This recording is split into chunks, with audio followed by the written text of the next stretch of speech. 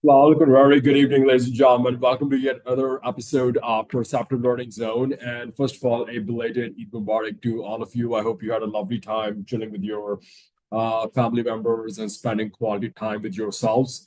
So today we talk about, today's video is all about discussing the dark side of power. It is more about understanding how arrogance is destroying corporations. Today, we explore the dangers of arrogant leadership in major corporate scandals, and we are going to learn that how unchecked power can lead to ethical lapses, financial collapse, as well as toxic work cultures. So, first of all, my dear fellows, we do know that power is a very, what shall I say, it's a very double edged sword, right? So, for someone who is holding a significant position, that requires a lot of humility and responsibility. For others, power can it can ignite a sense of entitlement and arrogance, right? That ultimately harms both the individual and their organization. So a number of corporate scandals they are revealing how certain executives who are initially promoted for their expertise, for their vision, they misuse their positions once in power, and this results in severe organizational fallout. So, what is the link? First question: what is the link between power and arrogance? So, power can impact behavior in significant ways. It can foster overconfidence, it can foster insensitivity, and bring out an inflated sense of self worth in you. Social scientists often refer to this as the hubris syndrome, HUBRIS, where the mental state of high-ranking executives it distorts their view of reality. It makes them more prone to risky, impulsive, and often unethical decisions. So this behavior can alienate the teams. It can substantially weaken the company morale, and it can lead to decisions that prioritize personal benefit over organizational welfare. We have some case studies of regarding the misuse of power in global corporations. So first of all, we look at Enron.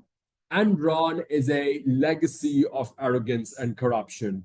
Enron used to be a leading energy company, and it is one of the most notorious cases of corporate arrogance. You had executives like Jeffrey Skilling and Kenneth Lay who wielded their power with little transparency, hence creating complex accounting structures that hid the company's debt. And the executives believed that they could manipulate financial figures without any consequence. Hence, this created an illusion of profitability that eventually collapsed. And Enron's downfall, it systematically wiped out employee pensions. It led to over 20,000 job losses, and it transformed, it revolutionized US corporate governance forever. Then there was a case of environmental deception that was presented by the Volkswagen emission scandal. It is often referred to as Dieselgate. And what happened was that you had executives who knowingly installed software to deceive emissions testing, allowing cars to pass despite emitting far more pollution than was permitted at that time. And this decision was basically rooted in the desire to compete aggressively in the US market. And it basically stemmed from a culture where short term gains were valued over ethical practices. And this scandal, it cost Volkswagen billions in fines. It led to widespread consumer distrust. And not to mention, I mean, it also damaged Germany's automotive reputation. Then you look at Uber.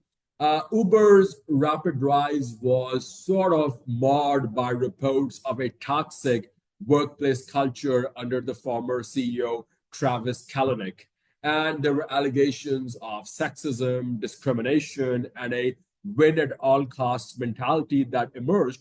Hence, this damaged Uber's public image. So Kalanick's aggressive approach, well, it created a very, I would say, a very hostile environment where unethical behavior went unchecked, and this misuse of power caused a wave of resignations, a wave of lawsuits, and a reputational crisis ultimately, which led to Kalanick's departure and a rebranding effort to repair Uber's tarnished image. Then if you look at the cost of cross-selling pressure, you just have the example of Wells Fargo.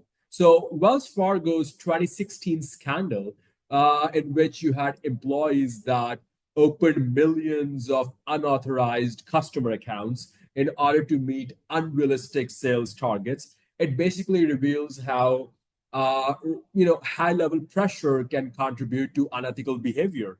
The former CEO, John Stump's, his focus on cross-selling and unrealistic performance metrics, it created an environment where fraud became the norm.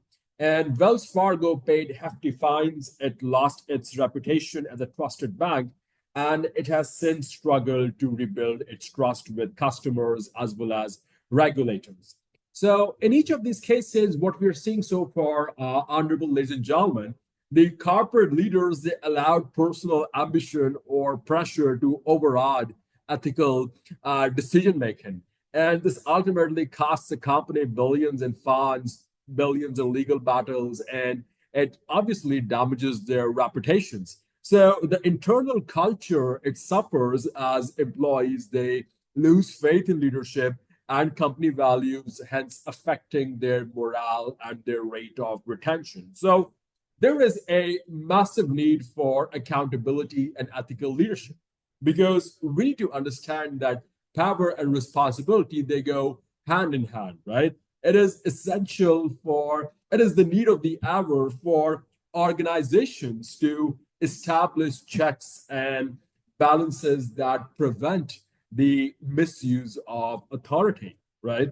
You got transparency. You need ethical decision making. There has to be a culture that encourages questioning leaders in a humble way that can help companies avoid these pitfalls of power. For leaders, remembering that success is built on collective effort, on collaborative effort, rather than personal dominance, well, that is the key to maintaining both humility as well as integrity in a position of authority. So, if we let's try to understand that what are the psychological roots of arrogance in power. So, power it often shifts a person's perspective on their role and worth within an organization. Now, research in psychology, my dear students, it suggests that when people achieve high-ranking positions, they may begin to experience a phenomena that is known as the power paradox. What is the power paradox? It is a phenomenon where the very qualities that help these people gain influence, such as empathy, openness, and collaboration, they start to diminish once they reach the top.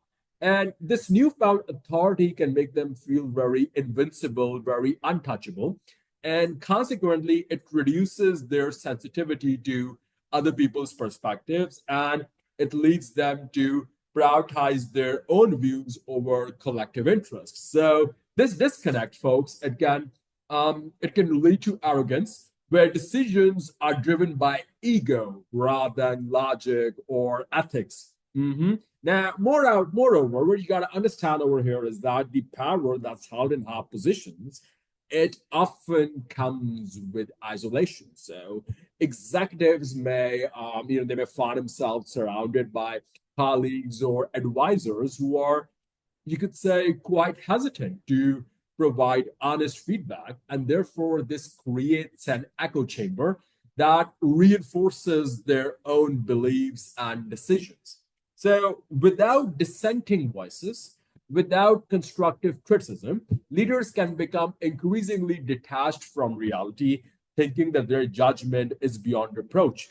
So, let's examine some more global case studies of corporate missteps, and the downfall of arrogant leadership.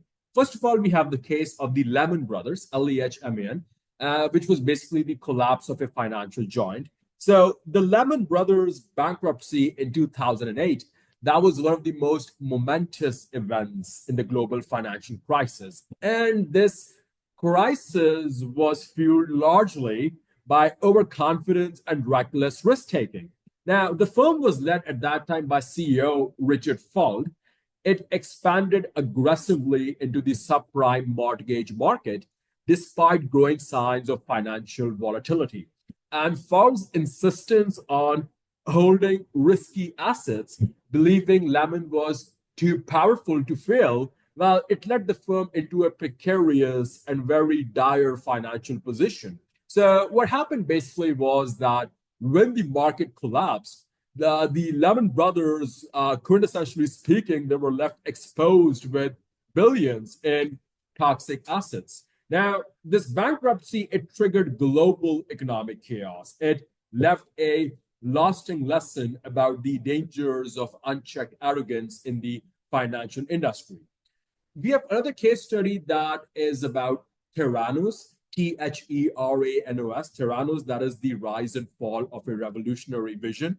So Theranos was it was a health technology startup that was founded by Elizabeth Holmes, and it claimed to have developed groundbreaking blood testing technology. And Holmes was known for her charisma and ambition, and she quickly ascended as I would say, as a celebrated Silicon Valley icon, with major investors and corporate partners believing in her vision. Now, however, the arrogance to deceive stakeholders rather than acknowledge the technological limitations, it led to a corporate implosion. So eventually, the lady was exposed for grossly exaggerating the capabilities of the technology. This led to legal battles and public distrust in the health tech innovations. And it is a story of how unchecked ambition and hubris can drive leaders to unethical lengths with devastating consequences for the employees, for the investors, and obviously, in this case, the patients. Then we have the case of the Boeing 737 MAX crisis, in which safety was neglected in the name of market domination.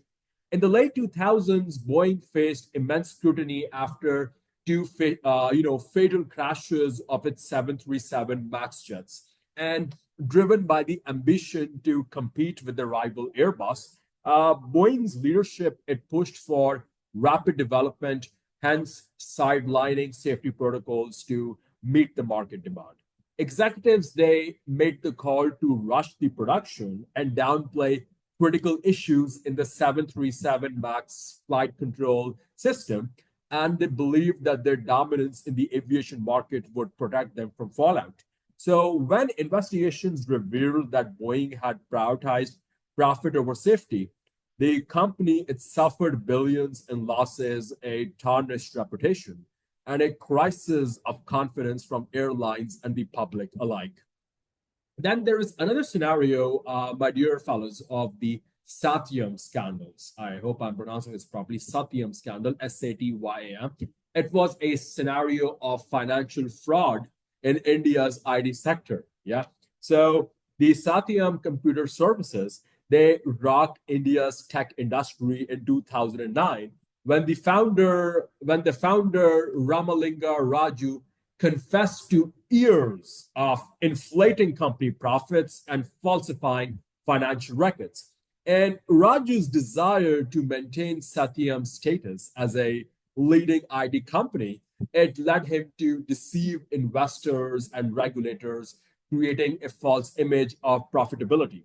His arrogance in thinking he could sustain such a charade indefinitely, it led to a $2 billion fraud that collapsed the company and massively shook the confidence in India's growing IT sector. It took years for the industry to rebuild its credibility, to rebuild its brand image, and the scandal prompted significant regulatory reforms in corporate governance. So that being said and done, I would say that arrogant leadership, it not only harms a company's public image and financial health, but it also erodes its internal culture. Employees become disillusioned when they see unethical behavior tolerated or even encouraged by high-ranking officials. This environment, it leads to low morale, reduced productivity, and high turnover rates as employees feel alienated or unsupported. As the trust goes down, the employees are less likely to take initiative or voice concerns, hence fostering a culture where mistakes go unreported and issues are ignored. Now, moreover, when a company's leadership operates with arrogance, it becomes increasingly difficult to attract as well as retain top talent. Talented professionals, remember this, fellas, they always seek environments where integrity and respect are prioritized. And an arrogant leadership style, it can drive them towards companies with more inclusive and supportive cultures. So, in a nutshell, this brings the final $1 billion question, that how do we prevent the pitfalls of power? Yeah. So the companies must actively cultivate a culture of accountability and transparency. First of all, you gotta encourage open communication.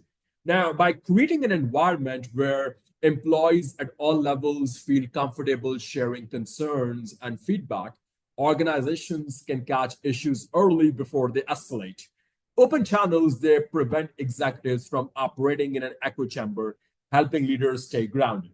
Then you have to implement strong governance policies. Companies need robust governance frameworks that include checks and balances to curb executive overreach. Independent audits, board oversight, and clear accountability mechanisms, they help ensure that decision making remains objective. Then there has to be a promotion of ethical leadership. Organizations can set a positive example by promoting leaders who demonstrate integrity and humility. Recognizing and rewarding ethical behavior at the leadership level, it can inspire similar values throughout the organization. Also, we got to be regular with our ethics training. Conducting ethics and leadership training for executives reinforces the importance of responsible decision making, especially under pressure. Those of you who are unfamiliar with the definition of ethics, I would recall that line of Potter Stewart, that ethics is knowing the difference between what is right to do and what you have a right to do. So, understanding the psychological impact of power, it can help leaders recognize and manage their tendencies towards arrogance or overreach. So, in conclusion, I'll say this, my dear ladies and gentlemen, that while power is essential to drive decision making and leadership, it must be exercised responsibly in order to avoid the pitfalls of arrogance and abuse. Organizations must foster leadership that embraces humility, empathy, and ethical responsibility to ensure long term success and sustainability. Leaders who remain grounded can transform their power into a force for positive change rather than letting it spiral downwards into the abyss of arrogance that undermines the very foundations of their companies. That'll be all for now. And please subscribe to find out the next video that talks about 5 ways in which great leaders avoid abusing their power. Very relevant, especially for our young, aspiring CEOs and entrepreneurs out there. Thank you very much, fellas. You've been a lovely audience as always. You stay blessed. God be with you. Assalamu alaikum.